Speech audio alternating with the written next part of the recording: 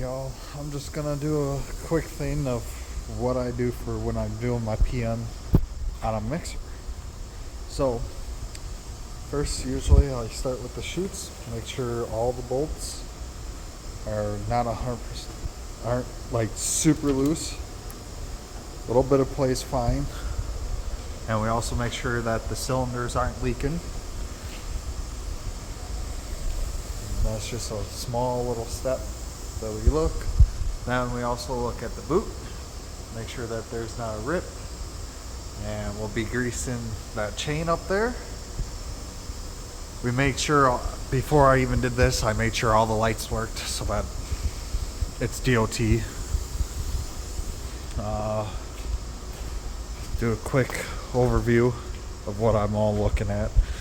For the front, I'll be looking at the springs underneath when I go underneath that grease. Here, I check to make sure everything's not loose or 100%, where it's movable, but I mean not loose or anything. Make sure there's no cracks on the fittings. Same with up here, make sure there's no cracks on the fittings. Up top, check to see if the ladder has play.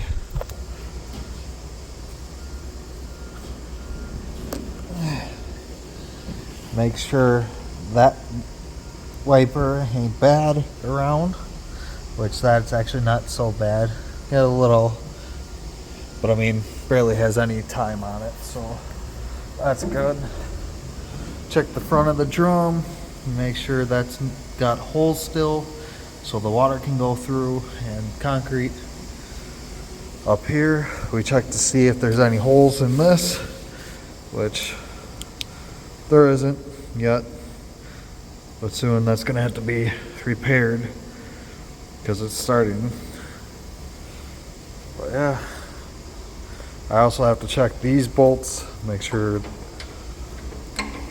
like there's supposed to be a little bit of play in that because you don't want it super hard, or then they can't lift this when you undo.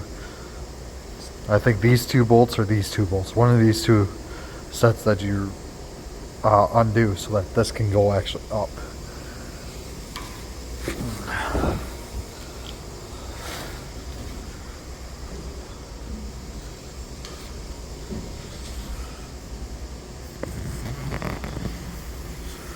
And obviously with hoses and that, you make sure clamps are tight so that water ain't leaking all over the place.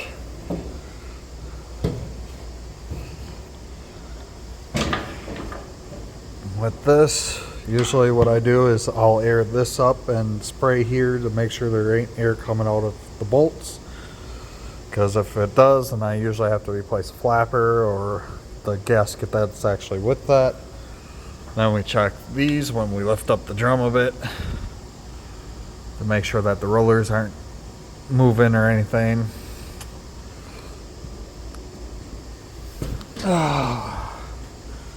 Obviously, we'll check all bolts that are on the frame, make sure they're not loose,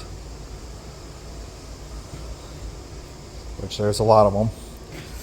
Now when we come down here, what I'm doing is I check these, and usually I have to retighten them because they do get loose.